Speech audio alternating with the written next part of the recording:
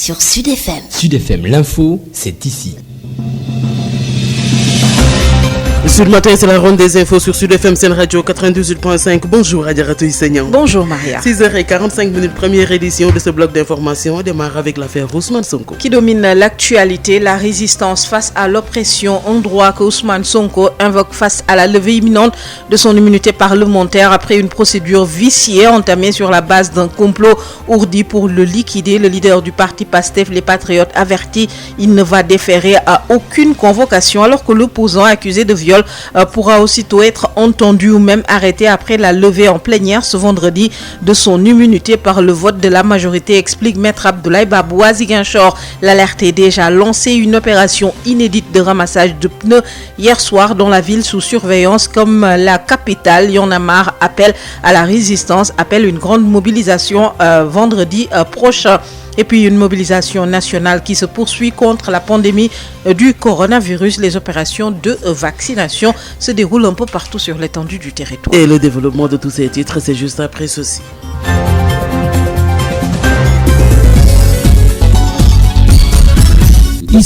Alioune Badara Socé assure la mise en onde de cette édition. Ousmane Sonko décide de ne déférer à aucune convocation, même si la plénière convoquée ce vendredi lève son immunité parlementaire après une procédure viciée, avertit le leader du parti PASTEF, les Patriotes. Il dénonce une mascarade qui vise à l'arrêter, ternir son image et le radier de la liste électorale. Il donne des preuves. Ousmane Sonko invoque son droit conditionnel et naturel de résister face à l'oppression. Il s'est prononcé hier, Ousmane Sonko, au micro de Babacar Sam. Rien que le fameux message qui a été évoqué, émanant ou transféré d'une personnalité, d'un avocat ayant des liens particuliers avec le ministre de l'Intérieur, aurait suffi à établir cela. Et je me permettrai de vous lire ce message ici.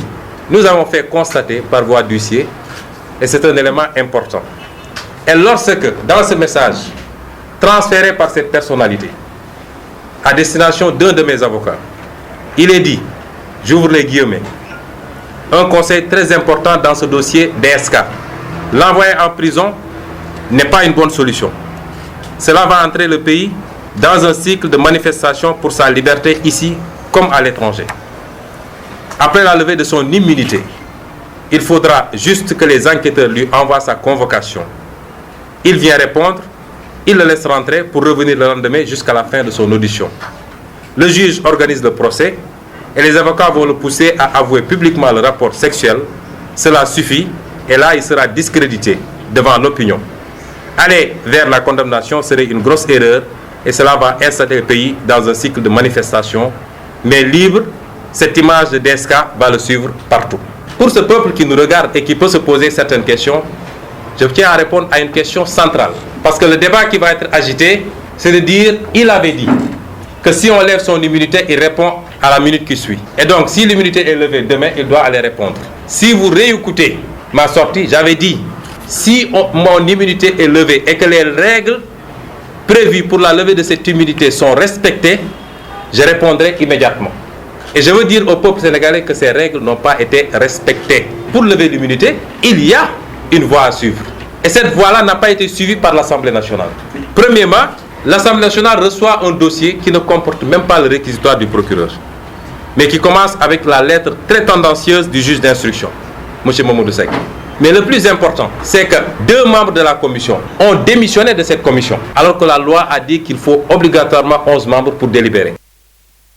Vous venez de suivre Ousmane Sonko, leader du parti PASTEF, les Patriotes, qui affirme qu'il ne va déférer à aucune convocation, même si son immunité parlementaire est levée aujourd'hui. Rappelons que l'Assemblée nationale a convoqué une plénière aujourd'hui pour statuer sur la levée de l'immunité parlementaire du leader du parti PASTEF. Procédure de levée de l'immunité parlementaire du député Sonko. La plénière passe donc au vote aujourd'hui à 11h. Maître Abdoulaye Babou nous explique le déroulement déroulement de cette plénière de l'avis de Maître Abdoulaye Babou. Dès l'instant que la plénière vote pour la levée de l'immunité, le député pourra être entendu ou même arrêté si Ousmane Sonko récuse la commission ad hoc. Maître Abdoulaye Babou nous explique au micro de Amadou Moustapha Dian. Lorsque la plénière sera ouverte, seront autorisés à prendre la parole naturellement. Alors le rapporteur qui sera chargé de rendre compte des travaux, premier élément. Deuxième élément, alors le président de la commission parlera naturellement. Ensuite, même l'opposition s'exprimera, mais par l'intermédiaire naturellement d'une personne désignée à cet effet. Donc, l'idée que je veux faire admettre, c'est que dans la commission ad hoc, la plénière, tous les députés ne seront pas autorisés à prendre la parole. Je pense qu'ils ne seront pas plus de 4 ou 5 à prendre la parole. Et à partir de cet instant, le compte rendu ayant été fait des travaux, on passe au vote. Alors, le vote sera en plénière. Ce sera oui ou non, mais c'est souvent à la majorité. Donc, ce qui est sûr, c'est que Benno Bokk Yakaar étant majoritaire, le vote sera pour la levée de l'immunité parlementaire du député Ousmane Sonko. Justement, en conférence de presse, Ousmane Sonko semble récuser cette commission ad hoc et réclame toujours son immunité parlementaire. Comment est-ce que vous comprenez cette démarche? C'est une déclaration de principe,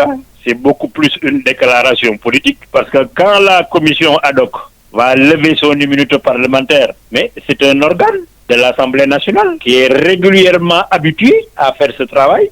Donc, on ne le lui souhaite pas. Mais si par extraordinaire la commission ad hoc levait son immunité parlementaire, il ne pourrait absolument rien faire du tout. Et d'ailleurs, j'en profite pour répondre à une question qui m'a été posée. Alors, on m'a dit, est-ce qu'il a la possibilité de faire un pourvoi devant la Cour suprême? Donc, je réponds à cette question. À mon avis, en tant que juriste, je pense que c'est impossible. Pourquoi? Parce que cela relève de la séparation des pouvoirs. Maître Abdoulaye Babou qui revenait sur la procédure de la levée de l'immunité parlementaire du député Ousmane Sonko. L'Assemblée nationale en plénière aujourd'hui passe au vote pour lever l'immunité parlementaire de Sonko accusé de viol. L'opposant Ousmane Sonko parle de procédure viciée. Une situation qui préoccupe et alerte un peu partout. Ziguinchor en état d'alerte depuis hier. Une opération inédite de ramassage de pneus a été menée dans la ville hier soir, dont certains quartiers sont déjà sous haute surveillance. Une opération menée par la police et la mairie. Opération qui survient juste après la déclaration hier d'Ousmane Sonko. Ziguinchor, bien surveillé, nous dit Ignace Ndeye. Ziguinchor sur le qui-vive, Ziguinchor en alerte. C'est ce que semble bien révéler cette opération inédite de ramassage de pneus effectuée dans la ville de Ziguinchor hier soir. Après une discrète réunion entre la police et la mairie de Ziguinchor, des éléments de la brigade de recherche de la police et des éléments de la mairie se sont aussitôt déployés ensemble dans la soirée dans la ville. Objectif, ramasser tous les pneus en souffrance dans la ville. De source sûre, cette opération de ramassage de pneus est pour étouffer toute velléité de manifestation dans la ville et prévenir tout soulèvement dans cette ville, surtout après la déclaration du leader du PASTEF, Ousmane Sonko. De Lindiane à Kandialan, de Bukot à Kenya, les éléments de la police et la mairie ont essayé au maximum d'effectuer cette opération dans la plus grande discrétion. Et certains pneus exposés devant les ateliers de vulgarisateurs ont été même emportés par ces éléments proposés au ramassage nocturne de pneus dans la ville de Ziguinchor. Et comme si cela ne suffisait pas, la vente d'essence en détail a été même interdite selon un pompiste. Après la déclaration du leader du PASTEF, les autorités de la ville redoutent des manifestations, nous confie notre source. Et ces dernières heures, certains quartiers de la ville de Ziguinchor sont sous haute surveillance policière, plongeant Ziguinchor en alerte. Et en dehors de son aspect préventif et sécuritaire, cette opération combinée police et mairie a eu au moins le mérite de débarrasser hier soir la ville de ces pneus qui jonchent parfois les rues de Ziguinchor. Ziguinchor, Ignace Ndeye, Sud FM. Ignace Ndeye, le mouvement Y en a marre appelle à la résistance face aux tentatives de restreindre les libertés et d'entraver la démocratie. Le mouvement lance une grande mobilisation nationale et internationale le vendredi 5 mars, le vendredi prochain. Une marche pacifique est annoncée à Dakar, de la place Washington à la place Soweto. Y en a marre dénonce par ailleurs les arrestations de plusieurs militants et autres activistes. Amadou Moustapha Dia. jóg ngir réew mi tege ci yoon, jóg ngir dëgëral suñu démocratie. Le mouvement Y en a marre en a de nouveau marre face au recul de la démocratie et au musellement de l'opposition. Raison pour laquelle ce mouvement, qui a été à la pointe du combat du 23 juin, lance une vaste mobilisation sociale et citoyenne. Dès ce vendredi 5, une marche est prévue de la place Washington à la place Soweto pour, disent-ils, enclencher la lutte et donner le là à travers tout le Sénégal et la diaspora. Le vendredi 5 prochain à 15h, et la diaspora aussi surtout, à se mobiliser partout. Et ici à Dakar, nous partirons de la place Washington avec comme point de chute la place Soweto, que tout le monde connaît, pour le symbole que représente cette place. Nous avons fait tout ce qu'il fallait légalement. Ça a été déclaré pour Dakar. Vendredi, Inch'Allah, à partir de 15h, on partira de la place Washington pour aller au niveau de la place Soweto. Et ce ne sera que le début d'une lutte. Ce sera que le début d'un long processus, en fait, de mobilisation, à l'image du vaillant peuple malien. Les camarades de Tchad et Aliou Sané dénoncent par ailleurs l'arrestation des opposants et la volonté, selon eux, de décapiter l'opposition avec une procédure inquisitoire. Le pouvoir en train de traquer des Sénégalais. De partout, ils sont en train d'être traqués et avec une procédure inquisitoire sur la base de soupçons. On vient, on prend des gens, on les amène en garde à vue en attendant de trouver des charges à leur mettre, à leur coller sur le dos. Ça, c'est grave pour une démocratie. Et les gens sont en train de regarder faire. Aujourd'hui, oui, c'est des militants d'un parti et peut-être certains souteneurs, certains qui, par principe, sont en train de se battre contre cette injustice, qui sont arrêtés. À l'image de Guy Marius Sagna, Clédor Sène, Assane Diouf et tous ces jeunes-là qui ont été arrêtés un peu partout au Sénégal. Aujourd'hui, ils sont au nombre de 21. Le mouvement Y en a marre dit tendre la main à toute autre initiative tendant à manifester pour le respect des droits et libertés et la préservation de la démocratie. Selon eux, la coupe est pleine et il faut résister pendant qu'il est temps. Le mouvement appelle aussi la police à plus de responsabilités et à éviter de menacer, selon eux, les citoyens. Sud FM. L'autre combat, une mobilisation nationale contre la pandémie du coronavirus. Les opérations de vaccination ont débuté un peu partout. Le chef de l'État, le président Macky Sall, s'est fait vacciner hier au Palais de la République. Il a reçu la première dose de vaccin. Le chef de l'État affirme que plus de 840 décès liés au Covid, c'est trop. Le président Macky Sall invite les Sénégalais à se faire vacciner. Il annonce d'ailleurs d'autres lots de vaccins dont les tout prochains jours. Aux acteurs sociaux, Macky Sall demande de s'impliquer davantage dans la campagne de sensibilisation, une campagne de vaccination qui se déroule un peu partout alors que la deuxième vague du Covid-19 vient de faire un deuxième décès à Sédhiou. 19 autres patients sont sous traitement. C'est d'ailleurs dans ce contexte de recrudescence de la pandémie que la campagne de vaccination a été lancée dans la région. Moussa Dramé. Après avoir reçu mercredi 3350 doses de vaccins Sinopharm, la région de Sédhiou a procédé ce jeudi au lancement de la campagne régionale de vaccination contre le nouveau coronavirus. Sitôt après la réunion du comité régional de gestion des épidémies sur les stratégies de vaccination, le gouverneur de région Papa Demba Diallo a reçu sa dose de vaccin sous le regard de l'assistance. Il exhorte les populations à suivre l'exemple avec toujours respect des mesures barrières. C'est le gouverneur qui avait pris l'engagement hier de prendre la première dose et ça a été effectif. À la suite du gouverneur, bien entendu, il y a le MCR et en tout cas les autres, que les populations puissent se préparer pour la vaccination. Le souci des autorités, c'est la préservation de la santé des populations. Non seulement le respect des mesures barrières, mais aller aussi vers la vaccination. Actuellement, on est à peu près à moins de 20 malades. Malheureusement, nous déplorons 2 décès. Le médecin-chef de la région médicale de Sédhiou, qui s'est prêté au même exercice, rappelle la priorité au personnel soignant avant d'inviter les populations à suivre la cadence. Dr Amadou Yeri Kamara. Parce que les agents de santé sont très exposés et comme vous le savez, nous avons un certain nombre d'agents de santé qui ont été infectés dans la région, donc c'est bien de renforcer leur protection. Nous appelons la population à suivre en tout cas l'exécutif et les responsables de santé. C'est ensemble qu'on va combattre la maladie. Toujours et comme par une pédagogie par l'exemple, l'adjoint au maire de Sédhiou Abdoulaye Koli, l'honorable député Nadia Khanko Sané, le président des sages Ibrahima Selo Touré représentant la grande mosquée, le curé de la paroisse Saint-Jean l'évangéliste de Sédhiou Abbé Yves Manga et bien d'autres personnalités ont également reçu leur dose de vaccin. Dose qu'il faut renouveler au bout de 3 semaines avec le même produit pour ceux qui ont reçu le vaccin Sinopharm, indique la région médicale de Sédhiou. Moussa Dramé, Sédhiou. Sud FM. Moussa Dramé, parlons de la pandémie hors de nos frontières, confrontée à la dégradation de l'épidémie de Covid-19 et à la poussée du variant anglais. Le gouvernement français a décidé de placer en surveillance renforcée 20 départements, dont Paris et l'ensemble de l'Île-de-France, susceptibles d'être à leur tour reconfinés localement en attendant que la campagne de vaccination produise ses effets. Fin de cette première édition en français, Maria. Merci à vous, Adjaratou Seigneur, de nous l'avoir présenté. Rendez-vous à 7h30 pour la seconde édition de ce bloc d'infos. Lorsque les autres visent Dakar, nous allons plus loin. Sud FM vous installe au cœur du Sénégal. Toute la différence est là, sur Sud FM. Sud FM moo leen di tàj ci xolu Sénégal lii nag mooy wute gi ci Sud FM. Sud FM, il est 7h.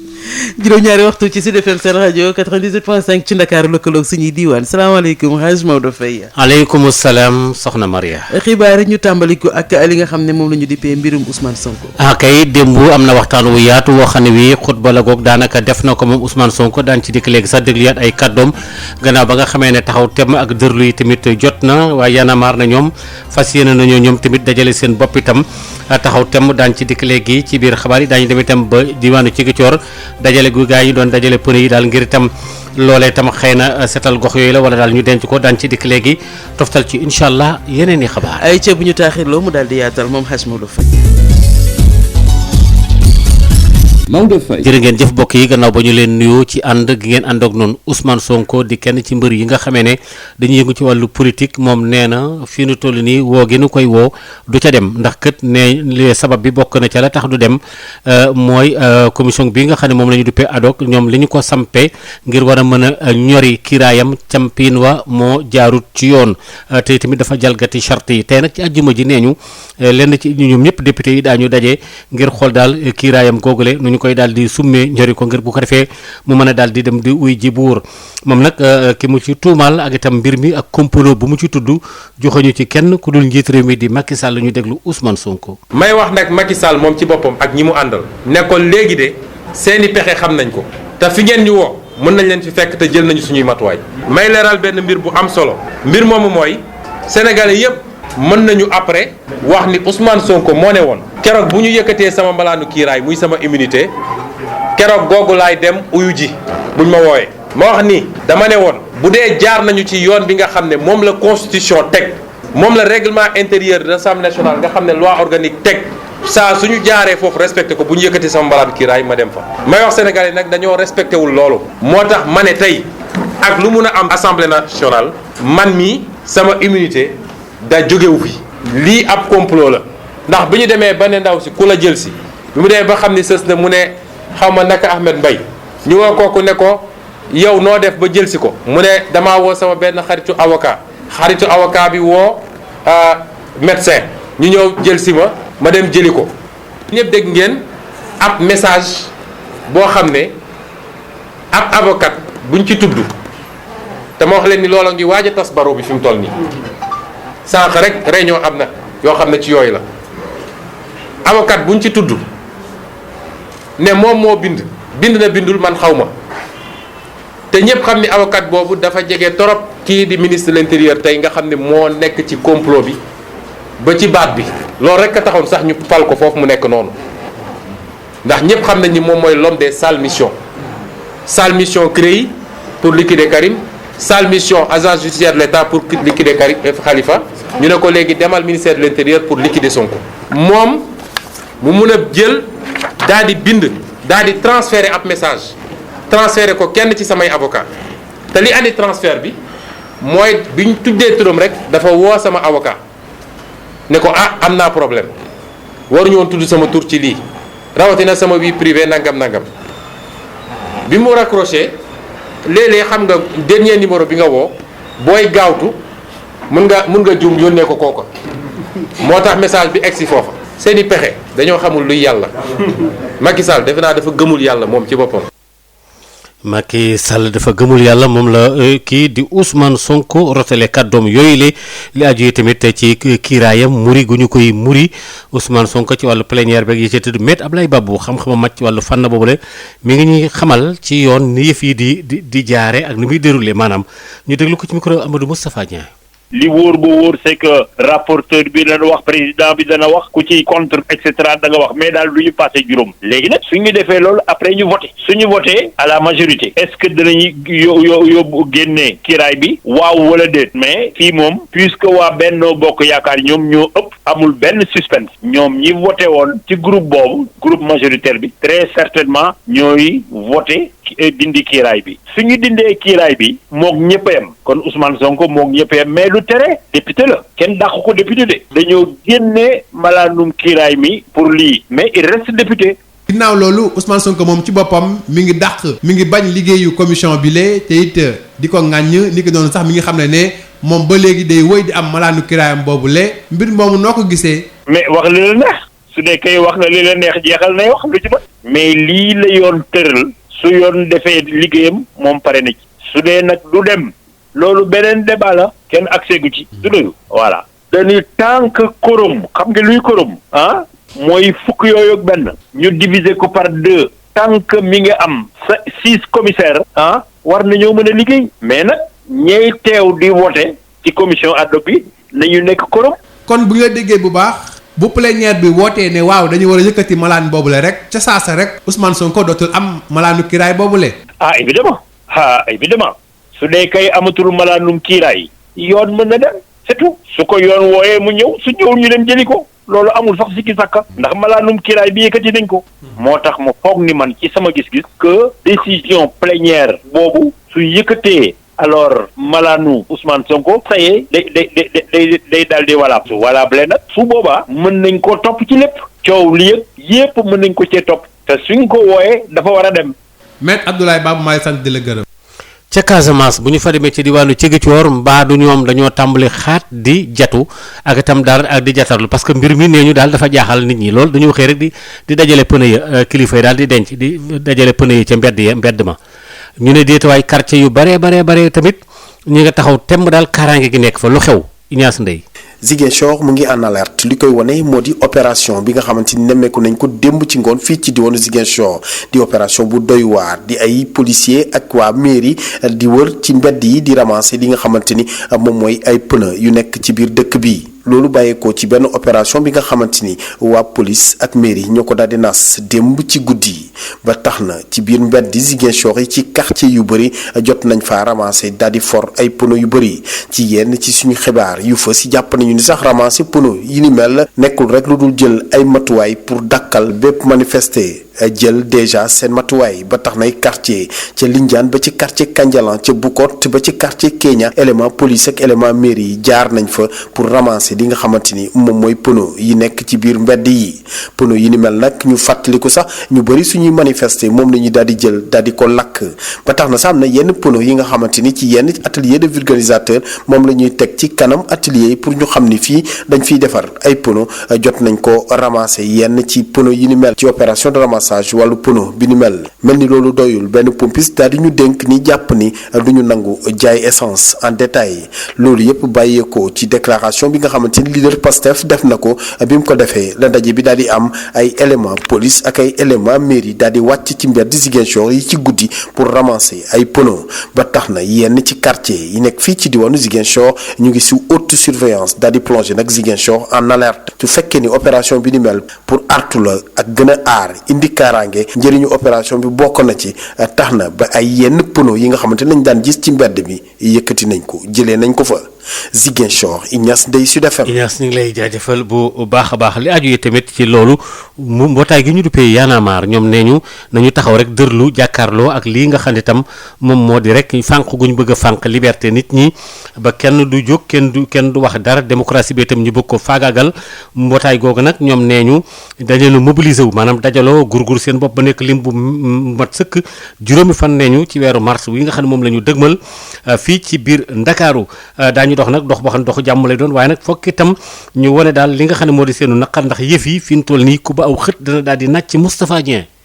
jóg ngir réew mi tege ci yoon jóg ngir dëgëral suñu démocratie. ci kàddu yi la ki nga xam ne moo jiite mouvement Y en a marre di xam le ne fu mu nekk nii mbir maa ngi bëgg ëppi loxo te kat faw ñu taxaw nag temm ngir daal démocratie bi nga xam ne fu mu nekk ñu ngi koy salfaañee ak it di bundu xataal kujje gi lu nu mel daal di dakk ci mim réew. ajjuma jile juróomi fan ci weeru mars bëgg nañu amal benn doxu ñaxtu diggante place Washington ba place Soweto ñi ngi xam ne def nañu lépp li leen war te ñi ngi xaar ñu bàyyi leen ñu doxu ñaxtu boobulee. suñu àndul def benn dànk def benn bloc pare xeex ak Macky Sall kenn si ñun ñi du am ndam te suñu gàcce la ñun ñëpp tabu na sa xale suñu démocratie ñun ñëpp ñoo ciy sonn kon nag ajjuma bi incha allahu rabbi danañ ko def. place Washington la ñuy jógee jëm place Soweto ku xamul place Washington mooy fa ministère de l'intérieur nekk. Soweto mooy buntu assemblée. parce que nag comme député yi ñoom amuluñu benn njëriñ ca biir. la résistance s'impose te commencé nañ ko cette résistance là dañ koy manifester partout au Sénégal.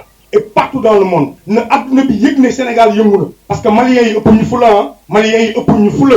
mouvement bi lee yamu ca ñu ngi it ñaawlu jàpp bi ñu jàpp lenn ci kujje gi wala bokk ñi nga xam ne ay citoyens lañu taxaw di bañ li nga xam ne mooy nooteel bi am ci mim réew ci seen gis-gis niki noonu ñi ngi xam ne ñooñu le dañ leen war a bàyyi. dama lay jàpp denc la ci kaso bi ba pare. le temps may seet lu ma la jiñ nit kay boo ko jàpp loxo ci poos la wala mbir mu leer waaye yow dama lay jël yow Guy Marius nga. xamee naa la ci xeex bi yow foog ma denc la kon bëgguma nga xeex c'est pour décourager yeneen sénégalais yi bëgg a jóg xeex mais li ñu xamul mooy Guy Marius am na ay 1500 Guy Marius Clédor am na ay 500 000 Clédor Assane Diouf waxi noppi sénégalais yi toog di ñu seetaan ñun ñëpp ay xeexkat lañ ay résistants lañ Macky mënoo noo décourager du sa ay jàpp la gars yi ragal lu ko nguur jaral ñun lañu Sénégal jaral loolu te. mouvement Y en a marre bile di xam ne mi ngi tàllal loxo bépp xeetu kuréel boo xam ne yaa ngi ci mim réew te nga gis ne li ni mel war nañ ci jug balaa béy di woy mbuus ñu xam leen ne ñoom daañu taxaw temm ngir bañ noo teel ci bépp fànn niki noonu it ñi ngi artu police réewu Sénégal di ko xamal ne bu mu teg ay nooteel ak bundu xataal askan wi nga xam ne dafa war a taxaw seen wet ngir di leen aar. juróom ñaari waxtu moo dem ba feggoog luy tolloog fukki minute ca Touba Mbacké ci wàllu tawat ji ci la ñuy daal di dikk luy tolloog juróom-ñetti téeméer ak ñeent fukk yu faatu loolu ci Sénégal gi yëpp wërngal kapp bari na lool te nee ñu tamit ñàkk yi rek mooy li nga xamee ne mën na leen caa aar loolu kaddu la yooyu njiitu réew mi di président Macky Sall wax na ko jamono bi nga xamee ne moom tamit ping nañ ko maanaam def jox nañ ko ñàkk yooyu li njiitu réew mi nag itam di waxaat ne tamit am na beneen lim ci ay ñàkk yoo xam ne yi fi mu toll ni fas yéene nañ ko indi tamit fii ci biir Sénégal li aju tamit ci ñaareelu cumb bi ñaareelu vague bi jëm ci Covid 19 ba léegi fii nu toll nii gannaaw ba nga xamee ne am na ca Sédhiou keneen koo xam ne ki ñàkk na fa bakkanam fukk ak juróom-ñeent yoo xam ne ñu tawat lañu ñu ngi seet seenu yaram ci jamono yi nga xamee ne tam mbir mi dafa gën a tar lool ñu jokkoo ji ci ak Moussa Dramé. diwaanu Sédhiou gannaaw ba mu jotee ay dose vaccin am ci àllarba bi toll ci ñetti junni ak it ñetti téeméer juróom fukk ci ay vaccin Sinopharm ci alxames bi amal nañ ndorteel campagne régionale vaccination xeex mbas mi lay di coronavirus gannaaw bu ñu amalee benn ndaje di comité régional de gestion des épidémies ci anam boo xam ne moom la ñu war a amal vaccination bi di campagne ñàkku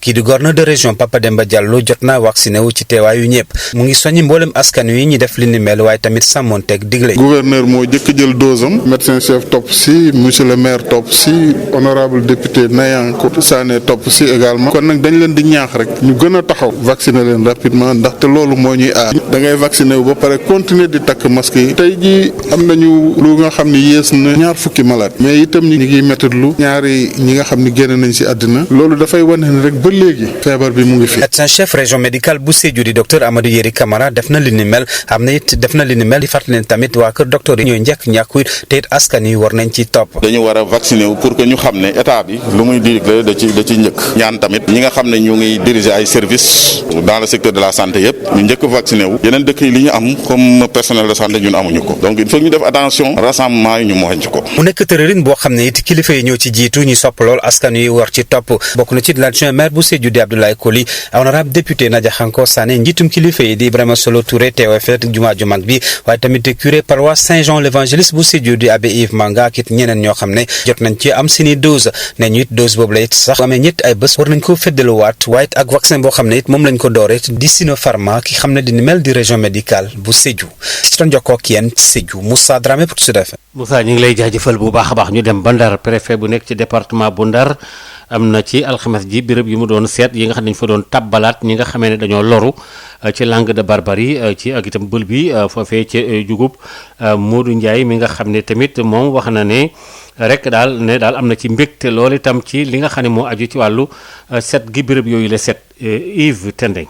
mbégte gu rëy la kii di préfet bu département bu Ndar daal di wone ci jeextalu tukkib nemeeku bi mu doon amal fële ci Diouroup fi nga xamee ni fa la ñu dalal ñi nga xamee ni ñooy njaboot yu Langue de Barbarie yi loru woon ci wàllum géej gi Modou Ndiaye. li ñuy njëkk jàpp mooy mbégte ak bànneex lu tax loolu parce que bi njëkk mooy man si sama bureau bu ma waxoon Diouroup fan la nekk xaw ma ko donc mën naa tey exactement wax ci carte département bi fan la Diouroup féetee. beneen élément bi ci topp mooy bi ñu ñëwee dañu fekk ay infrastructure yoo xam ne gis nañ ko fi li ci demee ni waañ yi li ci demee ni toilettes yi ñu ber góor ñi ak jigéen ñi mais également dëkkuwaay bi liñ ci nemmeeku mooy d'abord boo njëkkee ñëw li lay frappé en tant que visiteur mooy set gi nga xam ne dëkkuwaay bi set na ko te loolu mu nekk lu raar. mu daal di ci noonee itam rafetlu jage bi nga xamee ni école bi ñu fa daal di sanc jage na ko lool askan wi. xam nga école bu fekkee dafa sori dëkkuwaay yi dafa am problème d'insécurité yu muy posé ci xale yi mais jàpp naa ne école bi fi ñu ko placé foofu la dafa nekk ci xolu dëkk bi te ensuite li ma ci gën a ëppal solo mooy école bi polarisé na yeneen population yi nga xam ne dañ leen fay fekk ñu dolli ci nag population déplacé yi seenu doom ñi nga xam ne ñu ngi fiy jàngee beneen bi ci topp mooy comme ci xolu dëkk bi la nekk day faciliter donc accès bi mais boo ñëw bi ci biir classe bi dafa am disposition yoo xam ne maître bi da koo tëral d'abord xale bu nekk yaa ngi takk sa masque table banc yi doy na ba mat sëkk. préfet bu département bi daal di itam dem nemmeeku ji bërëb fi nga xamee ni fa la jigéen ñi di amal seen i mbéy ngir mën a demal seen i bopp. li ñu njëkk a gis ci micro jardinage bi mooy mbalit bi nga xam ne moom la ñu waroon a ki dañ ko recycler en tout cas tout ce qui est plastique dañ ko jël utiliser ko mën koo jëriñoowaat ci micro jardinage bi. bile projet ñuy duppee SERP daanaka ci atum 2018 lañ ko daal di door te diiram toll ci juróom-ñaari at te ñu mébét ci fexe ba nga xamee ni daañu indi saafara ci jafe-jafe yi nga xamee ni askan nga yeewoo ca Langue de Barbarie yàgg nañ ko dund ndax géej gi ki doon jokkoo ak yéen fii ci Saint-Louis Yves Tendeng Sud FM. kon nag soxna Maria fukki minute ak juróom moo fekk ci juróom-ñaari waxtu. jërëjëf Hadj Maodo Faye